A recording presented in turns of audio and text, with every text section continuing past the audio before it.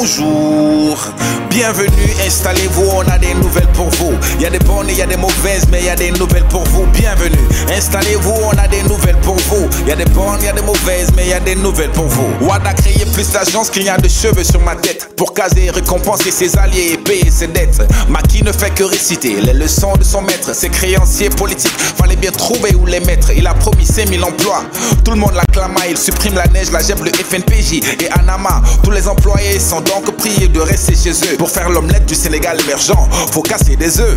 Trop d'informations peut tuer l'information.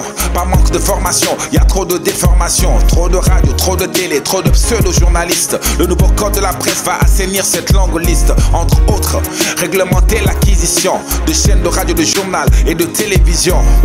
Mais surtout établir de vraies frontières entre le délit de presse et la liberté d'expression. En Guinée, 84 tués par le Hezbollah. La fièvre, Ebola, le pays vit dans la psychose. Il est mis en quarantaine et toutes ses frontières sont closes. C'est pire que le sida, contagieux comme la tuberculose. On a des maux de gorge, les yeux rouges et on a la fièvre. Des douleurs musculaires, des maux de tête et des diarrhées sans trêve. Vomissements, éruptions cutanées et même des hémorragies. Aucun remède connu ne marche ici, même pas la magie. La gangrène de notre politique, c'est la transhumance. En rejoignant le Macky, Awa Koutounia confirme cette tendance. Il faut durcir les lois pour punir les transhumants, notamment en les isolant politiquement pendant 2 ans. Y a quelqu'un qui nous marqua et qui a fait tous les combats. Revenons donc sur le cas de l'exceptionnel Djiboka. Le pouvoir est une machine à fabriquer des milliardaires. Il est difficile de le lâcher une fois qu'on y adhère. Vous savez, la trahison, c'est un art à part entière qui requiert expérience, habileté, savoir-faire, savoir retourner sa veste, être toujours du bon côté du vent comme une girouette, spécialiste en wahwahet.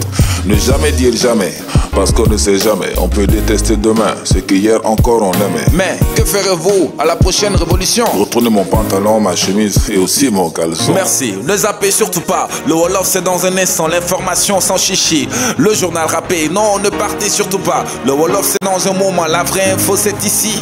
Le journal rappé. Jage si leen déglu leen am nañ xibaar indi leen yi neex ya naqari waaye léppay jëm ci yéen. Jage si leen déglu leen am nañ xibaar indi leen yi neex ya naqari waaye léppay jëm ci yéen.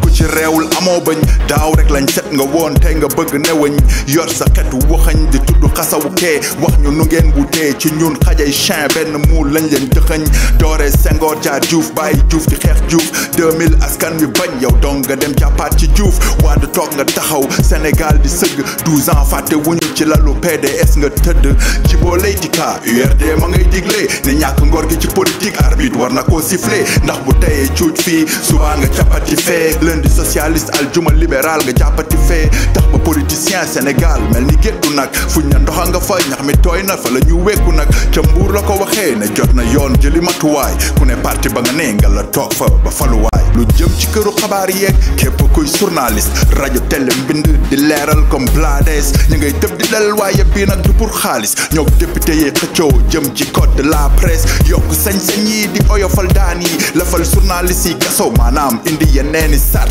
Benno Bokk Yaakaar ne yoon ñëpp la fi newal kenn mënta def lu la neex dellu làqu ci sab carte xibaaru bitim réew léegi Guinée Ebola ñu ne jàngoro jàngay gën a law de Allah ñun lekk ñu naanu ñu teg ñoo bàyyi ci ay bopp yu metti soj xureet ak ngas problème mu añ reer ndekki wàlle gi yomb na li muy rey a gën a gaaw sida ci téeméer ak ñaar fukk ak juróom-ñaari cas juróom-ñetti fukk ak ñetti malade ya ci dee woon virus ba dolli ci dugg Libéria ba yegg Sierra Leone liggéey la ñu tëjee FNPJ ANEJ AGEP ak ANAMA ma kii may leen tuuru manège décembre la ne woon day boole lépp def ko empêche waaye yëf yi mujj naa nekk nag un piège ñi waroon wutal ndaw ñi liggéey far nañ leen dàq teg ci ñeenti weer ngi fay ñu leen tus ña ngay ñaxtu ne politique bu salte de cee lalu di yàq waaye nag dee rek agence bu bees bi nañ ci am pukus journal rappel la woon xibaar yu woote leer monsieur Xuman monsieur Keyti xibaar yu woote clair dox daje ci ayu bés xibaar yu woote leer fileeg booba ñi ngi taataani xibaar yu woote clair ñoo ngi ñëw di get down ñoo ngi ñëw di get down xabaar yu leer ñoo ngi ñëw di get down ñoo ngi ñëw di get down xabaar yu clair